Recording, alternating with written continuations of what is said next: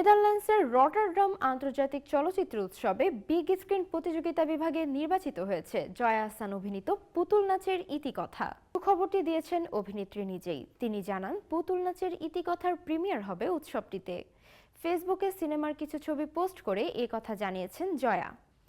মানিক বন্দ্যোপাধ্যায়ের পুতুল নাচের ইতিকথা উপন্যাস থেকে এই সিনেমা বানিয়েছে ভারতের পশ্চিমবঙ্গের পরিচালক সুমন মুখোপাধ্যায়।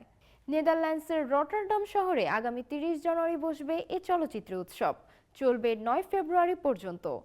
তবে এই আসরে জয়া আবির চট্টোপাধ্যায়ের সিনেমাটির প্রিমিয়ার কবে হবে সে বিষয়ে এখনো কোনো দিন তারিখ ঘোষণা করা হয়নি। জয়া এই সিনেমায় কুসুম চরিত্রে অভিনয় করেছেন, আর শশী ডাক্তার হয়েছেন কলকাতার অভিনেতা আবির চট্টোপাধ্যায়।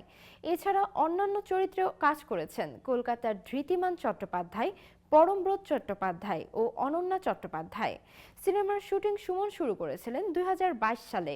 পরিচালক তার ফেসবুকে জানিয়েছেন, তার সিনেমার যাত্রা যে আন্তর্জাতিক অঙ্গন দিয়ে শুরু হবে সেটি তার কল্পনার বাইরে ছিল। রটারডাম আন্তর্জাতিক চলচ্চিত্র উৎসবে পুতুল নাচের ইতিকথার প্রিমিয়ারের ঘটনাকে বিশাল প্রাপ্তি বলে বর্ণনা করেছেন সুমন। তিনি বলেন, মানিকের কালজয়ী উপন্যাস নিয়ে সিনেমা তৈরির পরিকল্পনা 1.5 দশক আগের, নানা কারণে হয়ে ওঠেনি। এই সিনেমার সঙ্গে যুক্ত প্রত্যেক অভিনেত্রী, অভিনেতা, কলাকুশলীরা তাদের সবটা উজাড় করে দিয়েছেন এই সিনেমা নির্মাণে। তাদের জানাই আমার কৃতজ্ঞতা।